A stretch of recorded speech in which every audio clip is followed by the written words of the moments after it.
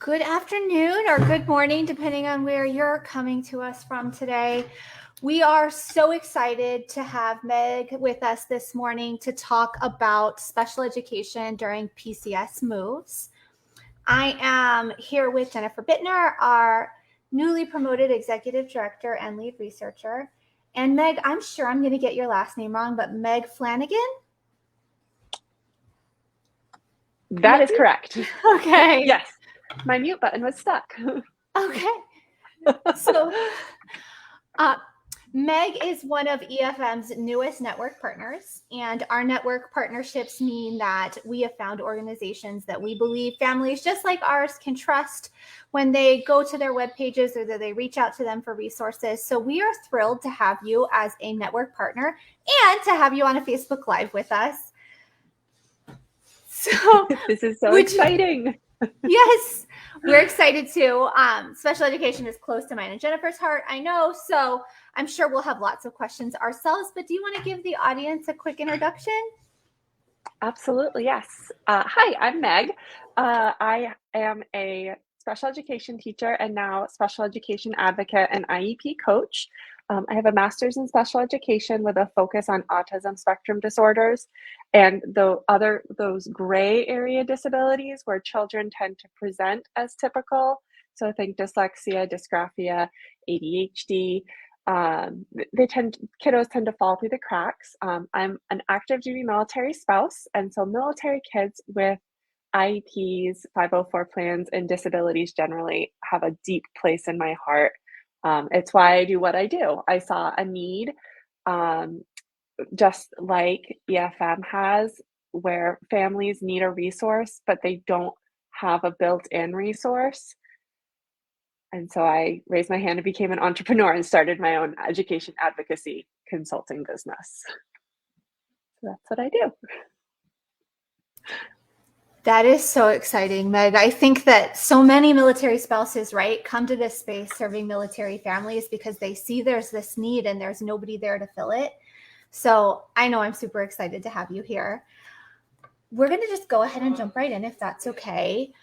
One of the very first topics that we talk about when families are PCSing is comparable services. Can you tell us about comparable services? And then can you tell us how that plays out and what that can look like? Absolutely. So a big component of IEPs is the fact that they are a federal legal document. Federal, meaning it applies in all 50 states and DODEA, no matter how much they might try to tell you otherwise. Which means that if you're moving between states or between a public school and DODEA, your child's IEP travels with them. However, the big caveat is that because every school has a different funding stream and different staffing resources, not every school is built equally. So that's where comparable comes in. When an IEP moves between two different public schools, the new school, the receiving school, has to provide comparable services unless or until new data is presented that demonstrates a significant change or removal is required. So comparable means nearly identical or mostly the same. It'd be like if you're trying to divvy up a piece of pie and you're trying to get two slices for your two children that are as close to identical as humanly possible, but you know there's going to be a little bit of wiggle room. That's comparable. They're almost the same. The issue comes in when you move because some schools like to say, we don't do that here, or we don't have that here, or we can only give you X. And all of those are lies. They can do that there. They will do that there. And they have to find the resources because federal law says they have to. So sometimes schools like to say, well, we don't provide one-on-one aids. This is the one that I see the most in Northern Virginia, is we don't provide one-on-one aids unless. If your child has a one-on-one aid written into their plan coming from California, the new school has to provide the aid until they can provide data otherwise. If your child has 3 times a week for speech and language for 30 minutes each time, the school can't say, oh, we can only do it one time. That's not comparable. Comparable would be 2 times for 45 minutes each time. It would be 1 time a week for 60 minutes. It'd be 5 times a week for 15 minutes. Something that gets you almost to that same number of service minutes. Will there be changes? Yes. but it should be almost exactly the same.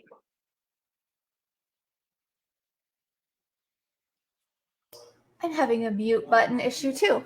So thank you so much for sharing that with us. So I know, Meg, like for me, when we PCS, my kiddos have one-on-one nurses.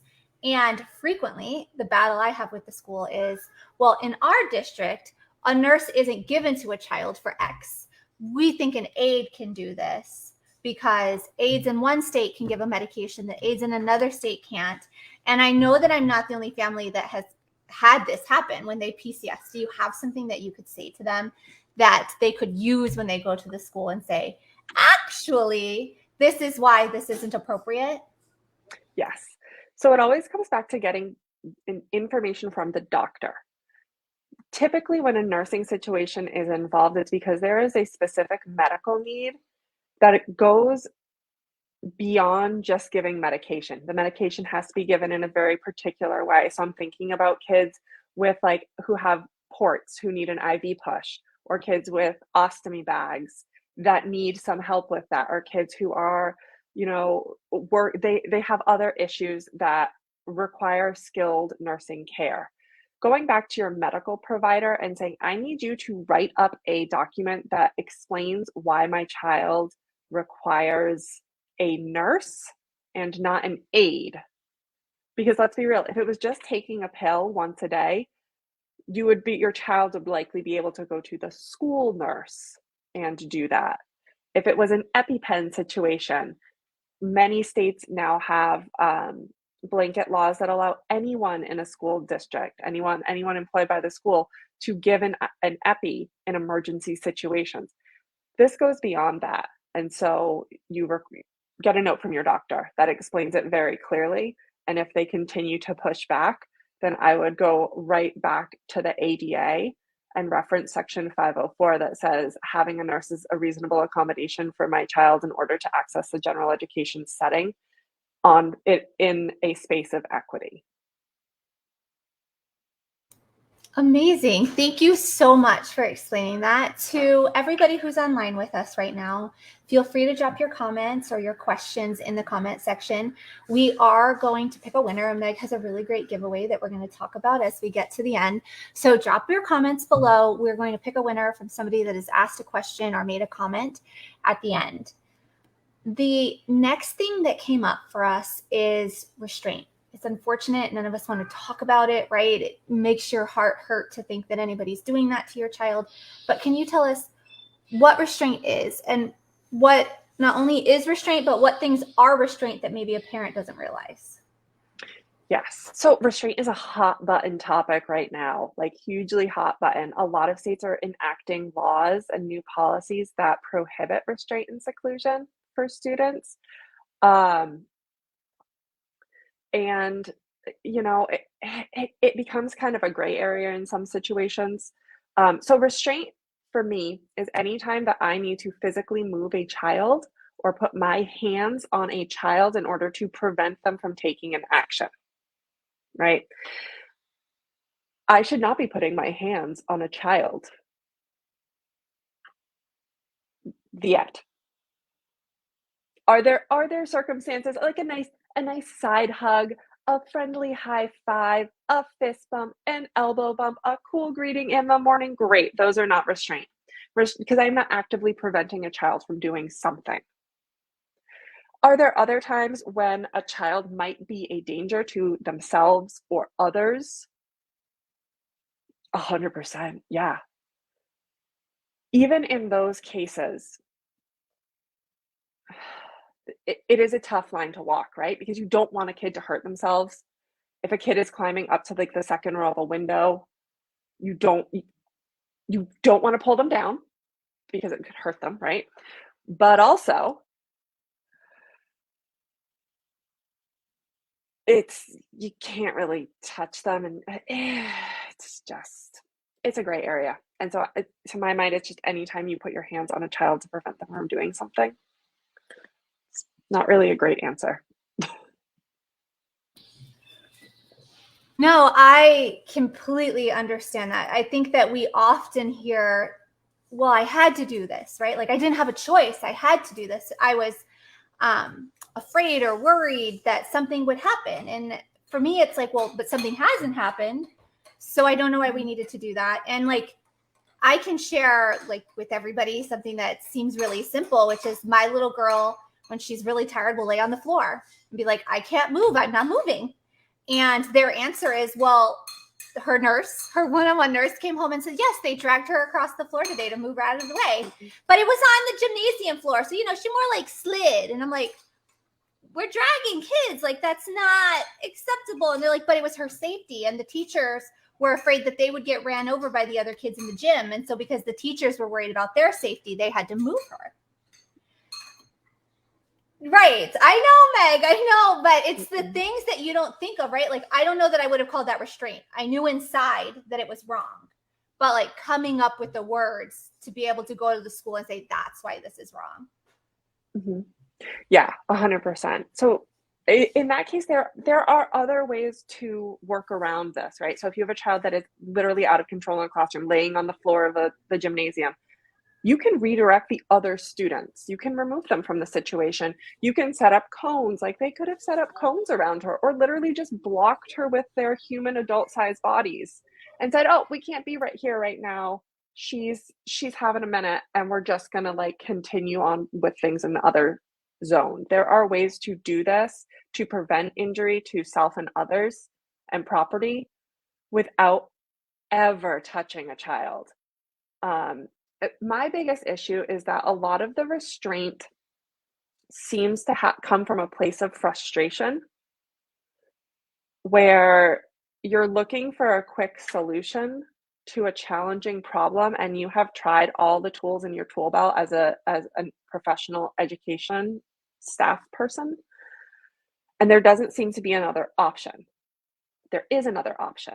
There's 100% another option, and it's literally just moving on with your day and doing something else.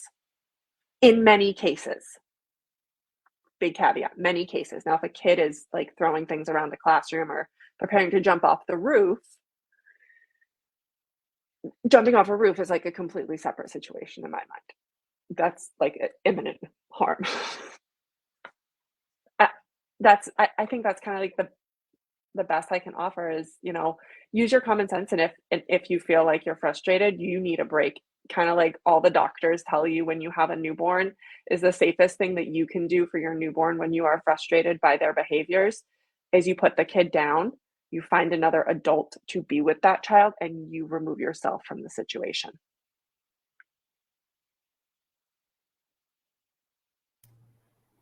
Yeah, it's such a hard topic to talk about, but I think it's really important that our families know.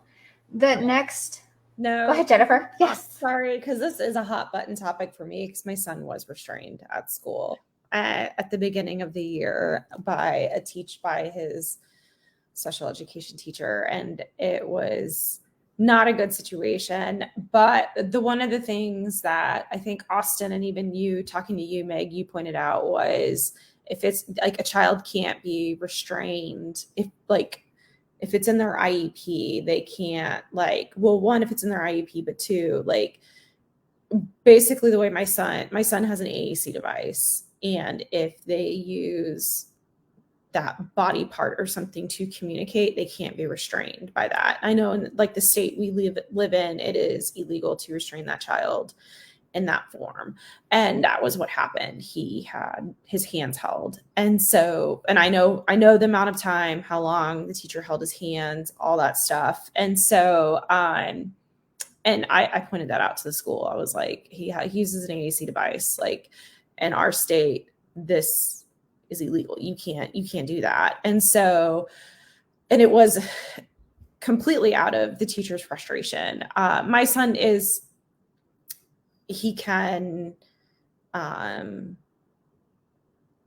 he does have challenging behaviors, but he was trying to communicate. Basically, the teacher was very difficult to work with. And I think he was trying to communicate that with like in his own way that he knew how. And that was to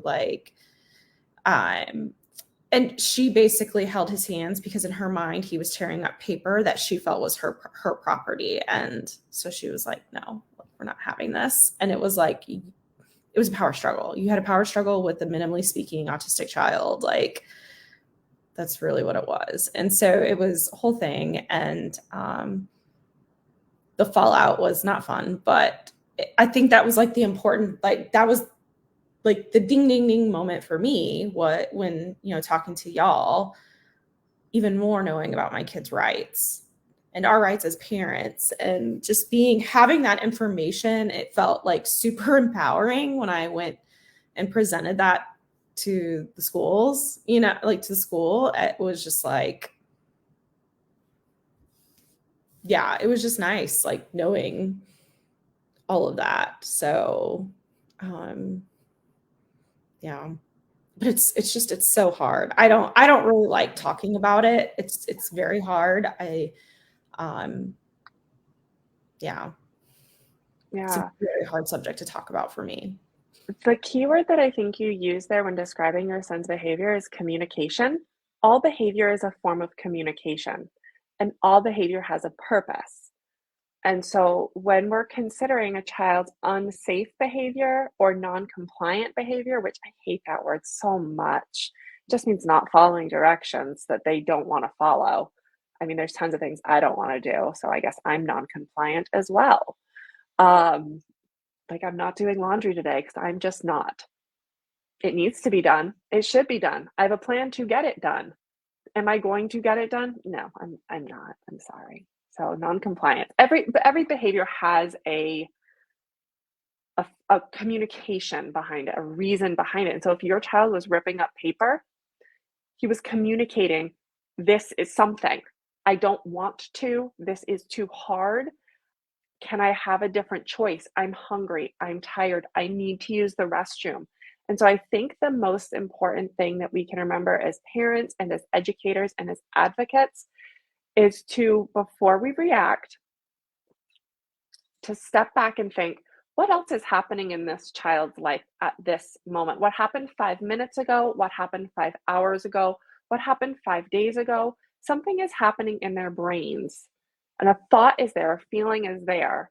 And they might not be able to communicate it in words verbally, but they're communicating it in their behavior. And so anytime that there is an escalated behavior, I think it's really important to pause, stop the activity, and ask a question. I see you're frustrated. Are you hungry? Do you need a break?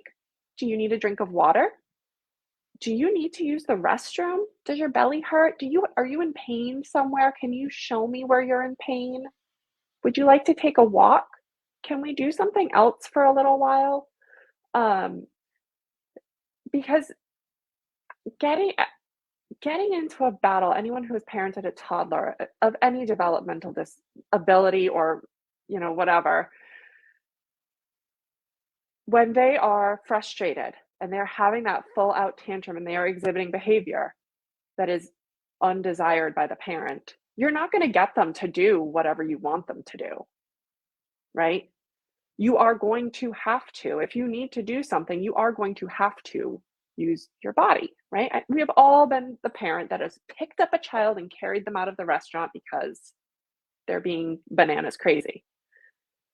But that's not appropriate at school. Because A, they're a lot bigger than 2. B, you're not that child's parent. You cannot make that decision to touch their body in that way. And C, they're trying to tell you something. And it's important that we listen, no matter what form that communication comes in, whether it's verbally, whether it's sign language, whether it's an AAC device, or whether it's behavior. You need to stop and do something different when you have a behavior instead of putting your hands on their body. So it's interesting that you said compliance, because in my family, compliance is a dirty word. I don't let the IEP team put compliance in any of my kids' IEPs. I'm like, they can cooperate, because cooperation means that they're participating in the decision of what they're doing. And you should always be giving them 2 choices. There should never be a time where you have one choice, unless it's an emergency, like we have to get out of the building, it's on fire. And so we go with cooperation. So if she's not cooperating with you, the question is why? Something must be going on. And for me, compliance is very much, you have to do what I tell you because I'm in a position of authority and I'm telling you, you have to do it. And for kiddos like mine, that puts them in danger because that means that they think that all adults they have to give blind compliance to, and it puts them at a much higher likelihood of being abused. So for me, families, my tip, I don't let them say compliance ever in the IEP. It's always cooperation because I think that it's important to teach our kids to cooperate. It's not always important to teach them to comply. Well, I don't know how your kids, I mean, I can't like your kids process it, but like my oldest son, he processes things like way differently. And so it's just like, we just had a situation. I pulled up to the school the other day and there was a miscommunication between two adults and he was caught in the crosshairs of it. And like one adult told him to do something and then another adult told him to do something. And he got confused because I had pulled up. And so all he knew was this para told me to approach my mom's car. So my mom's here. Like, why would I not want to do that? And then another adult the other para didn't realize like, oh, mom's here. So she was like, no, you need to stay back. And this third rogue para was like, you're not listening, and so in his mind he was like, what in the, he just doesn't understand. Or it's like it's not that he doesn't understand, it's just in his mind he's like, why are you talking to me in this manner? And it's not that he's being defiant, it's just that he's not processing. He's literally looking at you or telling you, probably point blank telling you like, I don't know why you're talking to me like this. Like, what is this? I mean, that's just his attitude and we love him for it. I love him for it. It's just because sometimes I'm like, it does make me check myself. I'm like, oh, wait, like, am I over, it's like, wait, how am I approaching the situation? And so I walked up and I was like, I immediately called the power struggle out. I was like, congratulations, you got into a power struggle with an almost 10-year-old, like, feel good about yourself. We're not having this. And, and because of like his particular diagnoses, like I was like, he doesn't process process things. Like he's way more blunt and he's just like, and you're going to punish him for that? Like, no, this isn't going to fly. And so I just always look like that parent, but it's similar to that. Like I have to put in his IEP, like you have to understand him in order to work with him. Like if you're not going to understand him, like if you're not going to take the time to understand him, don't work with him. Just don't do it. Because I don't have time to like put out the fires, I guess you could say, when you refuse to understand my son. And I'm not going to help you. That's kind of, you know what I mean? Like, I'm not going to waste my time trying to help you change my kid to fit your needs, because it needs change. Very, very good point, Jennifer. I'm going to bring in a comment from our page now. I apologize, Meg. Like I told you before, we are sometimes all over the place, but it's because we want our families to get answers they have. So the next piece says, do you have any suggestions or literature I can reference during my kids' upcoming 504 plan meeting and IEP meeting? I'm PCSing in less than 90 days, and I want to make sure that everything that needs to be covered in their plan is documented. For example, my child needs an assisted listening device. My school district wouldn't put in his 504 plan because they don't have it available. And my other child needs a one-to-one, but for a shared aid because the district doesn't have the resources to provide the one-on-one aid.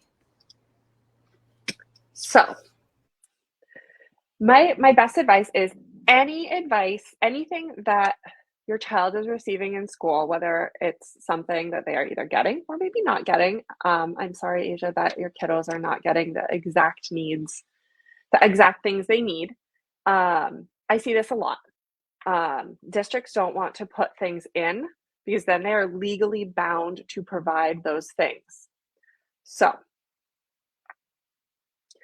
they don't have the assisted listening device. I would ask, why? Why don't you have this? This is a documented need for my child. And it doesn't matter that you're leaving in 90 days. It does not matter. It wouldn't matter if you were leaving tomorrow. If your child has a documented need, and this is what their disability requires for them to access the general education environment with equity to their typically developing peers, then the school must find a way to provide it. Now, caveat, they can accept one that you are providing. They can accept one that a doctor is providing. Don't love it. Don't love that you're going to do it.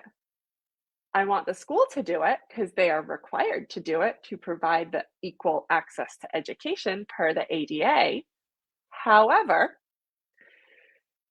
in this very specific, very narrow little instance, you might say, hey, I need this to be in the IEP. I need this to be in the 504 plan, only for the listening device. This is not for the aid. Because I need it documented that my child needs this. I am willing until the end of the school year, and I am not putting this in writing that I will bring it in, but I need it to be in there that he needs it.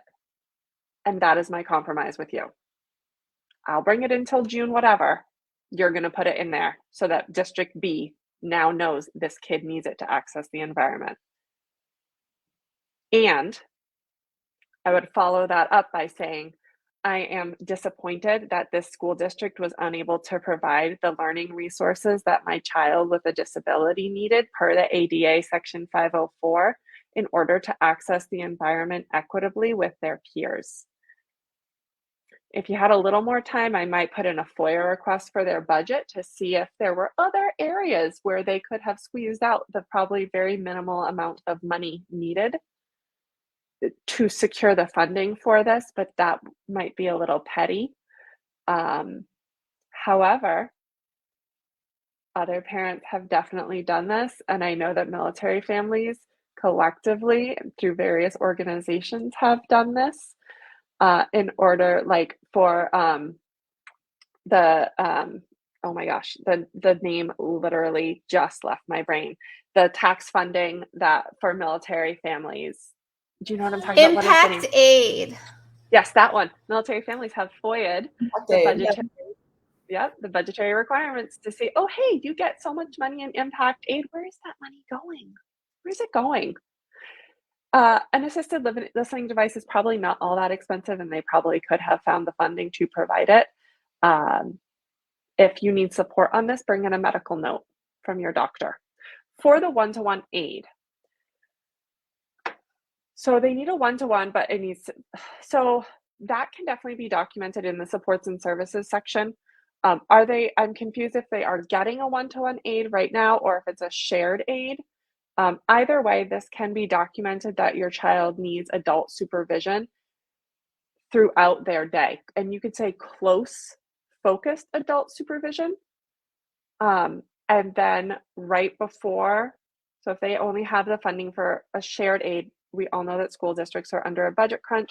There are literally, there's so many openings, even in like the well-paid districts in this country right now, like insane amounts of openings because teachers and support staff are leaving the field in droves.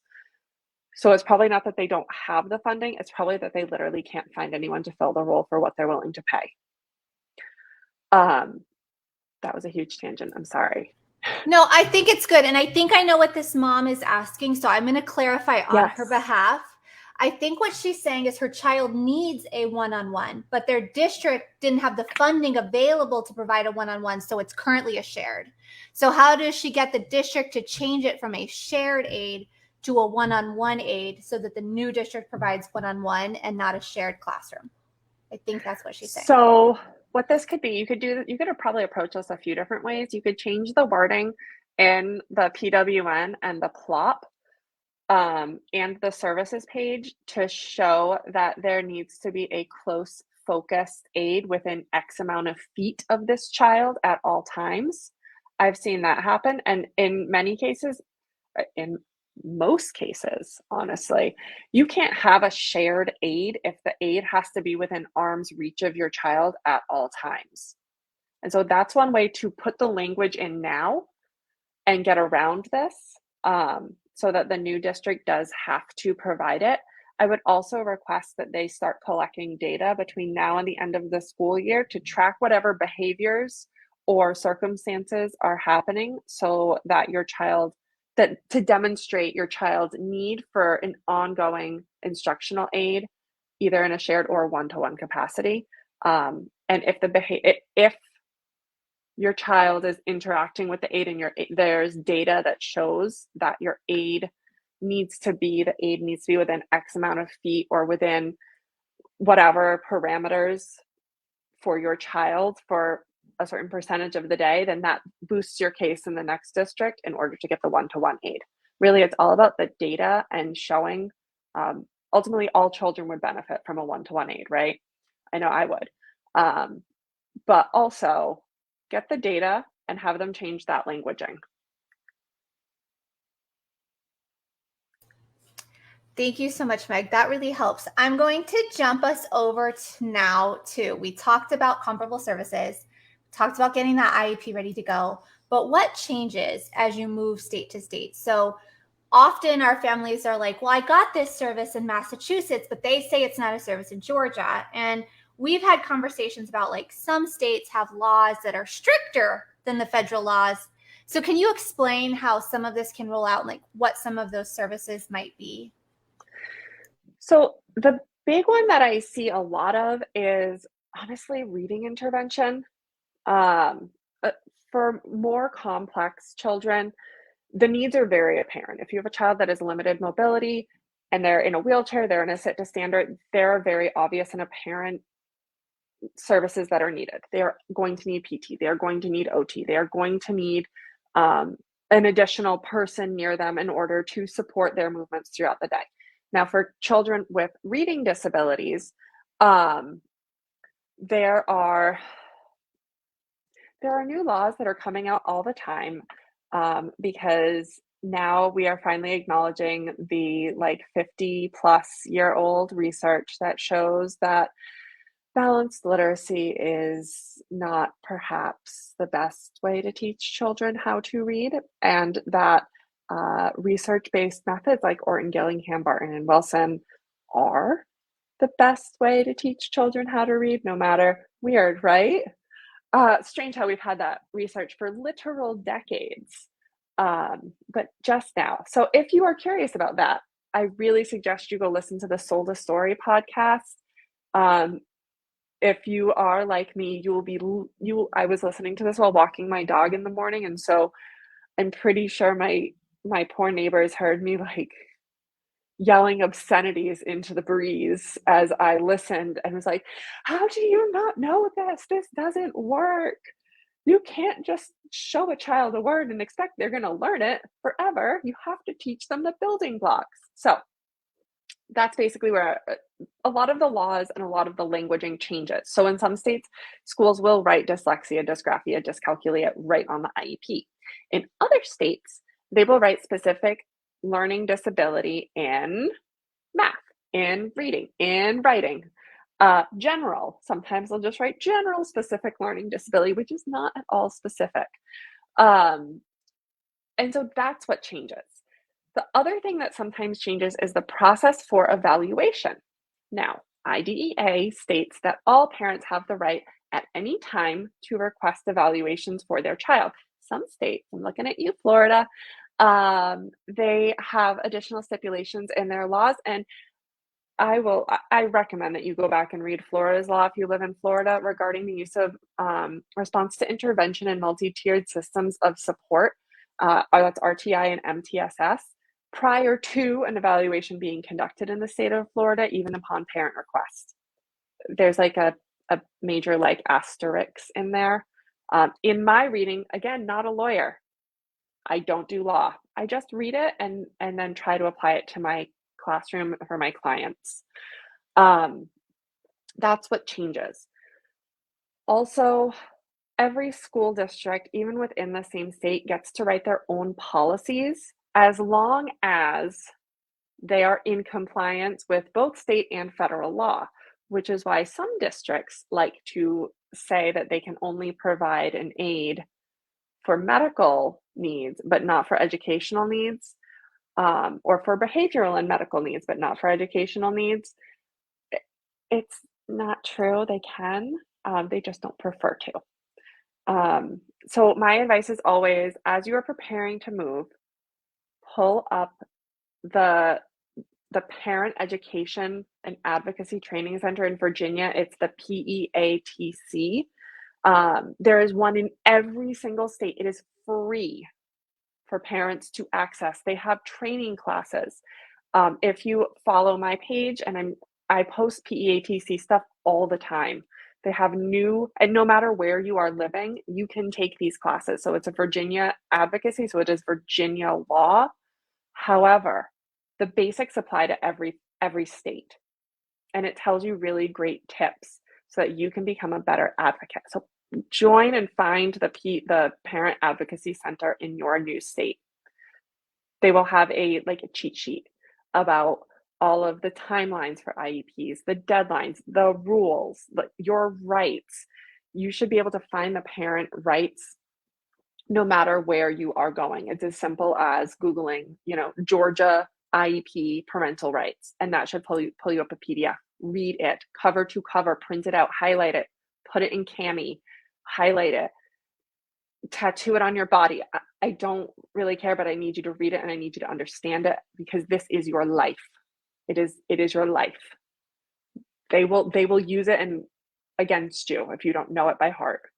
And then reach out to other military families in that area, especially in your child's area or areas of disability, because they have the gauge on what's happening, what the flagrant violations are.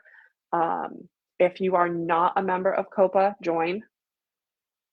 I think it's like $100 a year, which they have scholarships, they have financial aid, they will help you, but they want to help you understand laws.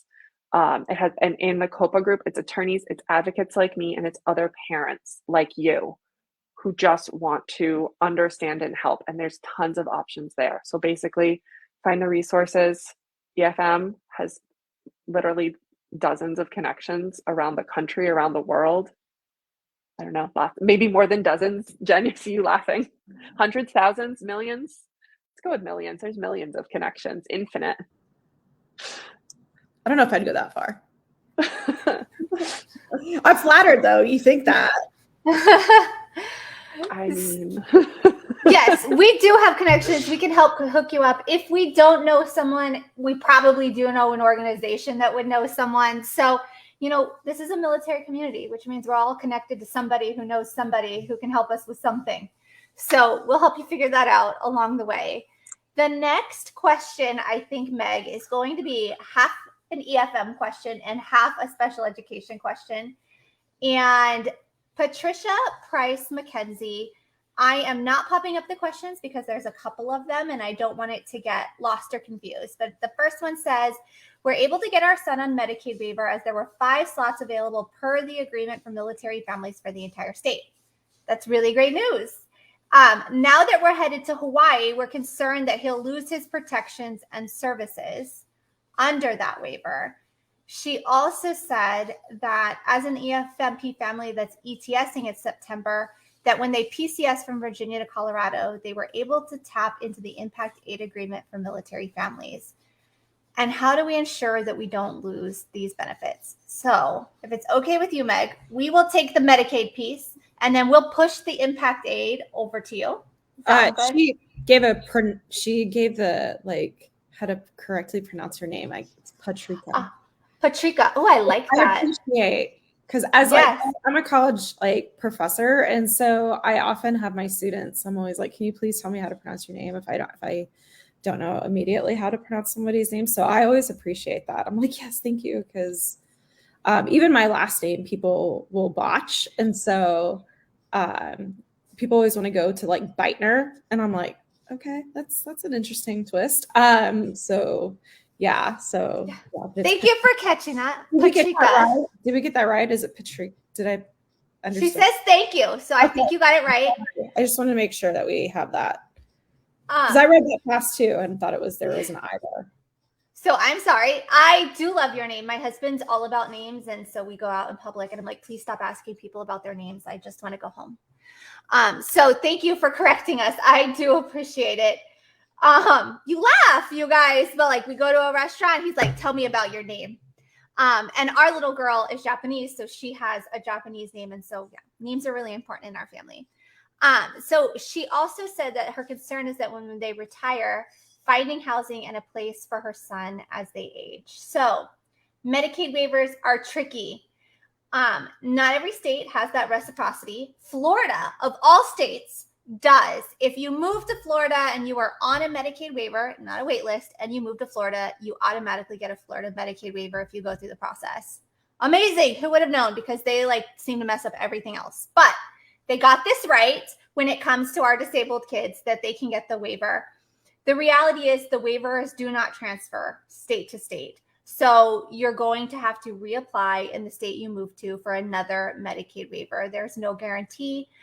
If you reach out to us, we can tell you what waivers to apply for, because there are a lot of them and people often don't realize that there are more than one waiver they can apply for. So I'm in Maryland. My little girl is on more than one Medicaid waiver because she qualifies for all of them and they all pay for different things.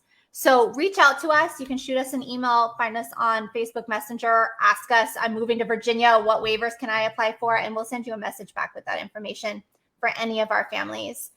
The second half of that is that impact aid agreement for military families.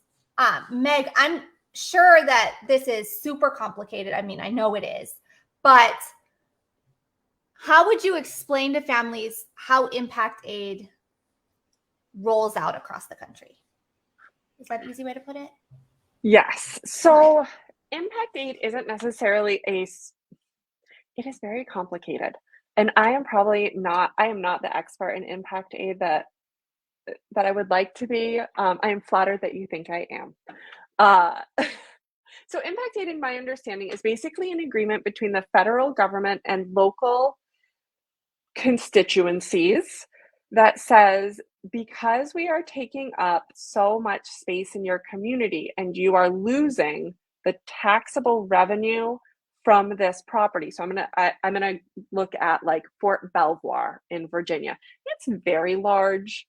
And so I think about all the houses that could be built on Fort Belvoir to serve as multiple bedroom communities for DC. They're losing probably millions of dollars every year because the US Army has this huge property that is relatively unpopulated based on the general demographics here. And so the federal government has said, because we're doing this, we're going to give you all some money. And part of that money goes to the local education agency. It's pollen season here, and I'm so sorry. So it goes to the local education agency to help offset the lost income that they would have gotten had that land been developed for commercial or residential usage. So sorry. And so it's not necessarily, I don't think of it as necessarily like a amount of money that is earmarked for your child, but it is a pot of money that it should be used to support the collective population of military connected children or federally connected children, because this also applies to Indian reservations.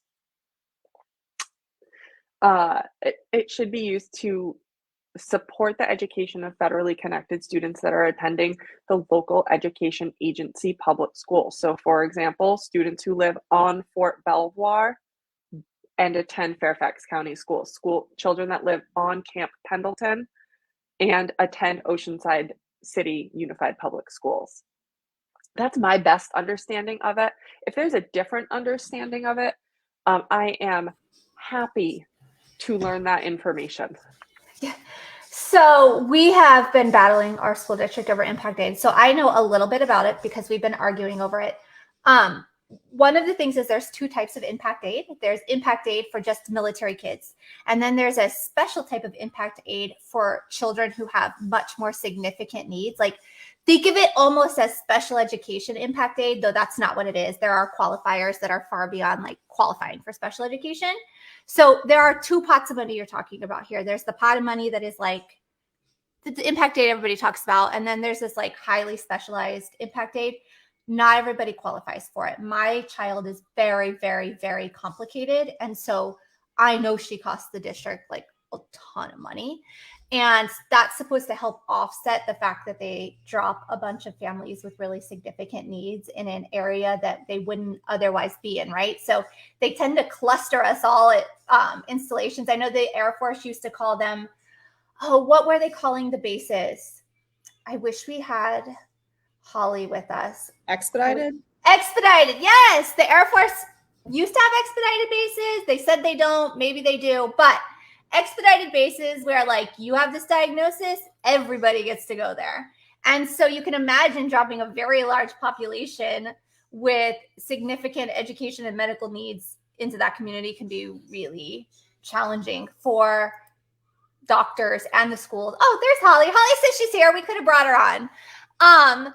And so there is that other specialized type of impact aid. So when you're talking to your schools about the impact aid, one of the questions I would be asking them if you're going to FOIA that is what type of impact aid they applied for your child, because they have to apply. That's why they fill out that form that they hunt you down for. And they're like, hey, you didn't fill out your form that says you're military this year. We need you to fill it out. That's your impact aid form that they harassed you about.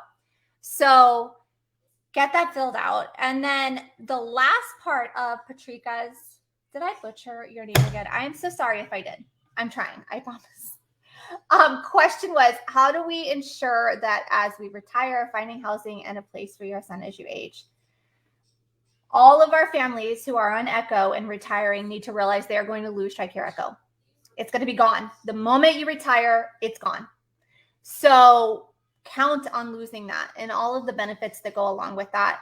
Housing and medical care can be hard because when you retire, you have to ask yourself, is your child going to be seeing pediatric providers or are they going to be seeing adult providers? Because that's going to depend on where you want to live, right? They might have a great children's hospital in Philadelphia, but I know nothing about their adult hospitals and what specialists they have available. So that is a really hard part of, I think, every parent's life when they have a child with a disability, right? Especially a child that they know is likely going to be at home with them. Where do we live? Like, how do we make this transition into adulthood? Because I'm sure there are books, but there's not a handbook for your specific child that says this is what they need, so this is where you go live. And it's going to be about research. So that is a long, hard, crazy question that I hope we answered. It's not crazy because it's out there. It's just, it's really intricate and detailed and like so many parts of it that I totally agree with you. It's hard and we need to figure out. The next question we have, I'm trying to hurry us along because we're running out of time. ESY. The new school district doesn't want to provide SLT only during ESY. They provide during the year. So it sounds like they provide speech language therapy during the year, but they won't provide it during ESY because the child doesn't have proven regression. I love this question. If it is written into your sending district IEP, the new school district does have to provide it because they have to provide comparable services unless or until they have data that proves they need otherwise. So it's not that you need to prove regression. They need to prove your child doesn't regress. It's kind of like in a trial, you know, the burden of proof is not on the defense, it's on the prosecutor to prove beyond a reasonable doubt. And all the defense has to do is prove that there is a reasonable doubt. So, however, I also want to stipulate that ESY is not just for kids that are regressing after vacations or over summer vacations. This is actually my focus over on my blog and on my Facebook page this month. It's all about ESY and the different reasons you can qualify for it. So one of the major reasons is, yes, regression. And so a lot of schools have taken this wrongly as the only way that you can qualify. There are lots of other ways. So it can be your child is on the cusp of mastering or making significant progress towards mastering a goal. It could be that, or a skill, or a micro skill, or a benchmark of a goal. If your kid has an R articulation problem, it could be that they are almost about to articulate the R sound correctly and so they need to continue it. It could be that your child requires maintenance skills. This is true for many of our more complex children. They require the ongoing routine and structure of the school day in order to maintain their progress. It's not that they're going to make significant progress or backslide significantly. It's just that they need to stay in their routine in order to continue to make the progress at their same rate. It could be your child could be in ESY for ongoing therapeutic services. It doesn't have to be academic. It could be that they need ongoing counseling support throughout the summer that would not otherwise be available. They could need ongoing PT, OT, SLP, or SLT. There are tons of reasons your kid could be in ESY, and it's just really about being creative in how they are opening up the scope. The other thing that I really want to hammer home is that a lot of schools have created an ESY program for the summer. And this ESY program lasts like 3 to 6 weeks, and it's 4 hours a day, 4 days a week, and the kids show up and they do their thing for 3 hours. And that's peddled as this is ESY. That's not the only way to do ESY. ESY could be funding for private tutoring. It could be funding for private speech. It can be funding for a bunch of things. It could be your child comes in early every day for tutoring 3 days a week at the school. They could stay late a few days a week for speech and language. There's tons of ways to do ESY that are not in that very narrow window in the summer. Kids get ESY for spring break, for winter break, for the random days off we have throughout the year.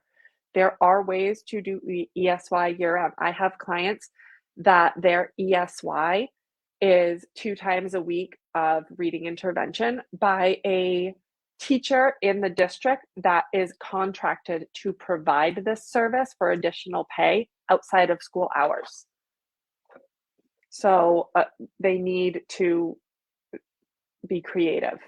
And you can reference the law because there is no law in the books that says ESY can only be provided between June 15th and August 1st from 9 to 2 at 4 days a week. There's no law that says that. That's a policy. And if that someone has made up and likely not written down. And if it's not written down, then it doesn't exist. Because if it's not written down, it never happened. And that's the role of IEPs.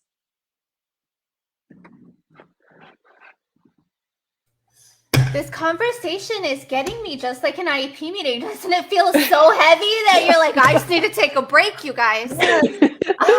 Yes. Let's talk about ice cream flavors. What does everyone like for ice cream or their favorite non-dairy frozen dessert?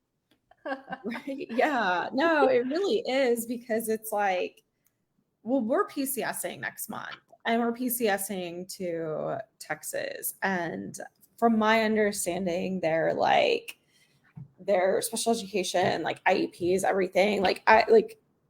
And people, if you're an educator in Texas, and whatever, don't come at me, okay, for this, what I'm about to say, because a lot of schools in Texas, they take IEPs as suggestions. And I mean, there's a lot of things in court. I mean, when I walked into my kids' IEP meetings, last month, because I had 2 of them, one of my kids' case managers, she did her, her student teaching in Texas. And I said that, I go, in Texas, they're suggestions. And I go, not all schools take them seriously or whatever. And she goes, no, that's accurate. She goes, that's accurate. She goes, Texas is its own ball game, which is true. I grew up in Texas and I'm sorry, but when you live outside of Texas for a certain amount of time, you kind of get decultified and you realize Texas isn't as fabulous as you kind of grow up to think it is. And so, anyway, so I'm super nervous. And when I walked into my IEP meeting, I told them that. I was like, can you please think of my children and what I am walking into next month when I hand this over to my next school district? Because I don't know what they're going to try to cut. I go, so I know like my kids have made progress, but can we please keep this in mind for where we go? Because one of my kids might have a reading disability, and it's just, I'm like, I don't want to go there and have them be like, oh, slash, slash, slash. Oh, we're not following this. We're not following that. And like, but yeah, no. So I'm like sitting here slowly taking notes, even more notes for when I possibly have to go down and like fight this. So, and then of course, my school district, the school district that I work with here, that I interact with here, they're like, well, I mean, have they met you? You're kind of a force of nature. And I'm like, yeah, but I'm from Texas and I'm kind of going up a bunch against me's. So like, I don't know. Like I might be going up against a bunch of Jennifers. So, like, I don't know. No, I think the point here is that none of us actually want to fight the schools, right? We want to just be able to have our kiddo go to school and get the services and the supports they need and have it be a really great experience for everybody. And unfortunately, that's not the case in what I feel like is the majority of times. Don't get me wrong. We've had great teachers at horrible schools. We've had teachers tell us, I'm not allowed to tell you this, but ask for these things in the meeting, but I can't back you up or help you. Right? So like there are really great teachers, even if you're at a school where you feel alone, there are really great aides who will tell you things that they know that you need to hear, even though maybe nobody else is telling you, because I think sometimes people forget to tell us that our kids can do things well. It's always about like, they're not behaving, they can't do this, they don't know this, but really, let's talk about the things that they can do and that are really, really amazing, because that's as much a part of our kids as the rest, right? I will say our school, I mean, that is one thing that they do really, really well at is like, we're going to be talking about a lot of hard things here that, kind of like whatever, but we just want to let you know that like your kids are really hilarious and like we love them, and it's like, so that's the one thing that I do love, that I know I'm going to miss, is because it's like every time I walk in, it's like, oh my God, you won't believe what your kid did. And I'm like, good or bad? Like, where's the story going? Because it could go either way. And they're like, no, it's hilarious. I'm like, there we go. Great. So as we're starting to wrap up, Meg, is there anything else going into PCS season and ESY season that you would tell families as they're PCSing? Like, what if you're PCSing before ESY starts and you're trying to get services in your new district? Or, what would you leave them with as we talk about ESY and the PCS? Absolutely. So before you PCS, this is actually next month's topic, is request a meeting with your child's school. Every family should do this, but whether you're moving, whether you're staying, whether you're retiring, whatever your situation is, always request an end of year meeting with your child's IEP team to talk about progress right now. Because if we only have one annual meeting, and let's be real, none of us are ever having just one annual meeting, we're having like monthly meetings, sometimes more often. But you want to be able to have a good sum up meeting of like, this is where your kid was day one, week one of this school year. And now we've gone through all of these months, and now your kid is here in May or in early June. Just so you can get like a full scope picture of where your kid is. And so if you are looking for tips like that, it'll be published on May 1st on my website. And then it'll be all over my Facebook page as well. And so do that. If you know that you're moving, which hopefully everyone has orders, if you're getting orders, I would ask your sending school, the school that you are leaving, if you already know your address where you are going, I would encourage you to reach out to that school and connect the two schools and say, hey, we are arriving on. My child has an IEP that has ESY, and I need you to put my kid in the system because I am enrolling on the day after we arrive. So we're arriving June 1st and I will be enrolled on June 2nd. And that means that that IEP is now in effect in your district. And you are now required to provide ESY for my student because it is in their IEP from school A. And you have to provide comparable services because IDEA says so. Thanks. Love, Dr. Jen. I encourage you to sign it like that too. No, leave just Dr. Bittner with like a scary face.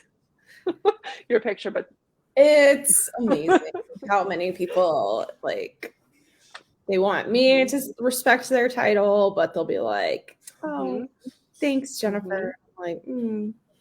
I'm not like super thanks, forceful. Mom. I'm not super forceful with it, like by any means. But when they're like, "Ooh, like whatever" with me, I'm like, okay, well, we're gonna backtrack to my. All right, Todd. Yeah. Yeah, exactly. Yeah. I know. My big thing that I really, really, really dislike is the power dynamic differential between parents and school staff, where everyone at the table from the school is Mr. and Mrs. So-and-so, or first name, or doctor. And then they're like, Mom. But they call me as the advocate, Miss Flanagan or Meg. And I'm like, so you took the time to know my name, right? I'm basically nobody at this table, but literally the most important people here, you don't know their names? Why? That's weird. So I've got to say, you know what gets me is when they're like, do you want to introduce yourself? Okay, I'm my child's mom. No, it's like, I don't know what else you want us to say. So do you have suggestions? I can't be the only awkward person who sits there like, you know who I am, but sure, I'll tell you my name again. For the 17th time this year, I'm still Austin Carrig. Yeah, my thing is like I have like a regular just old Hotmail account and that I normally use on conversing with the school, because usually if I like email from my EFM account, they're like, people will be like, ooh, like, because it's the titles and everything that sort of get them. And so lately my Hotmail account has been like phished or whatever. And so I've been having to use my EFM account a little bit more. And it's like with the school and they're like, oh, like you were serious when you said you did these things. And I'm like, yeah, a little bit. So I actually encourage that. I've had a couple of very high-powered clients, and I encourage them to use their official work account or to include in their tagline from their personal account their credentials or like their honorifics, their degree letters. So every letter I send to my child's school, if it's a serious letter, I include MED. Every teacher in the world knows what MED means. It means I have a master's in education and I know this stuff cold. So do not try to pull this over on me. I will fight you with words in a professional and polite manner, as always. However, don't do this. You don't want to. So this time, I'll tell a fast story. And then, so last year, right before school starts, I have 2 kids. They're enrolled in a transfer school within our same district. And last year, they forgot to transfer my daughter from this. We moved in the spring and they forgot to transfer her, whatever, fixed it. This year, my son is now also going to this school. My daughter gets on the bus. It's literally within sight of our house. Another kid from the neighborhood gets on too. I got the notice for the bus for my daughter. Did not get one for my son. It was the Friday before school started. And so I blew up their phones and they were like, oh, well, Mrs. Flanagan, we have a new policy in place. And I said, cool. And then I looked up the policy and they didn't want to do that because this is what I do all day long. I just read policy and it's kind of fun and I love to do it. And so I called them back and said, oh, I see you haven't actually updated the policy on your website, and per your published policy dated blah, blah, blah. Any child that is transferred to a school in this district where the distance is greater than 1 mile will be bused to their new school. And since my other child is getting picked up, my son will be joining her on the bus, and you should probably let transportation know. And they said, no, we can't do that. And I said, I'll need to speak to the superintendent for public transportation for students, or we can just handle this now. And I do have the policy saved, and I will be copying it to everybody on future correspondence. And they're like, oh, yeah, no, he can get on the bus. It's like, great, because he was going to anyway. Yeah, well, and that's a good tip too, because when schools give me a problem, I just go on the website and find out who bosses are and start adding their emails to my email chains. And then all of a sudden I have answers. So if you haven't done that, parents, and you're tired of fighting, that might be a good first step, is find out who at the district is in charge of that and add them to the email chain. I've also added my senator's office. I have added news stations. I really don't care. And it often works. So yeah, I have no shame anymore. I don't care. I'm just tired of fighting. So yeah, it's and just like going off that, if you know the formula for every district has a formula for how they format their email addresses, and a lot of them, I'm thinking of Dodea specifically. It's either first name dot last name or last name dot first name at Dodea, whatever. Once you know one person's email address and you know the formula, you can figure out the email addresses for lots of other people, including, say, Tom Brady. And you can include each and every one of those people on your emails up and down the chain of command. Because then you're creating a paper trail of saying, I am notifying the school, I am notifying the area superintendent, I am notifying headquarters in DC that this is a problem. And every day that goes by without their proactive, positive response is another piece of evidence for you to use again in your quest for educational equity. And it proves that you did due diligence. So if you end up at something like due process, you can say, look at all of the things I tried that didn't work. I always tell parents, like, don't do phone calls. Always do emails, always do that. And if they try to call you, which they do try to call you, obviously, always follow up with, per our conversation, this is what my understanding from it, blah, blah, blah, whatever. And like do an email immediately after the phone conversation, because you want that documentation following up. So yeah, it's fun. So yep, everything is in writing. We could probably I feel like we could probably have like a Facebook Live about this. How to document. Well, either that, how to document, or it's like, this is what you do to not like, you know, because it's like, I have tips on how to win against TRICARE. Like, because I've fought TRICARE in the past twice in the past 6 months, and I've won, which according to TRICARE, when they called my son's BCBA, they're like, we have never had this happen. And I was like, what's up? You know, it's just like, you know, I feel like it's like, oh, like, join us for some tips and tricks, you know? It's like, I don't know. It's just, it makes me laugh, like sitting here just thinking like, why do we have to do this? Why is it so hard? Yes. It's so infuriating.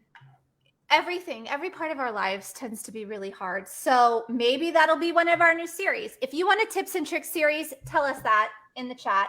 Tell us what tips and tricks you want to hear about, and maybe we can come to you live for that. Looks like Meg might be interested in joining us at some point to do that too. So that would be so much fun. We are 10 minutes over. Yeah. I want to answer one question really quick, which is us. It'll be very short. And then I want to talk about our giveaway today and something that Meg is bringing to us at EFM for you guys. Patrika did ask about dependent adult children. We do have your question, Patrika. It is very, very complicated. You are not the only person going through this. If you want to reach out to us, you can send us a Facebook Messenger message or info@exceptionalmilitaryfam.com. You'll find that on our Facebook page as well. We can provide you all the data we have on it. This is a very complicated, convoluted process. There is no magic formula that means like, if you do this, it's an automatic qualifier for adult dependency for your children. It is something that we are working on in our policy and legislative side, but it is a long way from being fixed, and there are no easy answers. So Facebook Messenger or shoot us an email. We'll connect with you and get some information to you, even though it's not going to be perfect or what you were hoping for, unfortunately. Now, Meg, do you want to tell us about your stress-free PCS school guide? Yes. Yes. So a few years ago, I realized that a lot of people have concerns and questions about PCSing with military kids generally, but specifically about kids with disabilities. So every year I run a free, and it's actually ongoing. You can join at any time. It's a free Facebook group basically, and I post my top tips and tricks on a rolling basis. So no matter when you join, if you join today, you would get today's tip, and then you would just keep going until you cycle back to today's tip. And you would also get a link to access a free giveaway. But what I would like to give away today is the ultimate PCS package, basically. It is a book binder situation, an ebook. You can print it, you can keep it on your Kindle, and it has binder pages for almost every single situation that you could possibly encounter as a parent moving a child with the military. It tells you exactly what to ask, what forms you need, how to request different things, like for kids in high school or who want to do a competitive sport, how to request recommendation letters from coaches, from teachers, how to document things, the steps in the PCS cycle. It's a very large book, not overly large, but fairly sizable. And so you should be able to print it out. At one point I did have it printed out, and I think I actually dismantled it for a PCS because I didn't need it anymore because I had it already on my computer. In any event, so I'd like to give one of those away today. That is super exciting. I know that everybody's always asking in our groups, how do I organize this stuff? And what do I do with it? And I'm so unsure. So we really love that. We did, while you were talking, do a random comment selection generator, and the generator selected Asia Hall. So Asia, if you can drop us a message with a way to contact you to get that to you, we would really appreciate it. We are going to put Meg's website up here for you really quick. I'm also going to drop it in the chat when we get off. You can find Meg online, megflanagan.com, right? Yes. And for anybody who didn't win today, I know that this is on there because I went and found it myself recently. So go on there, learn more about Meg. The binder is on there.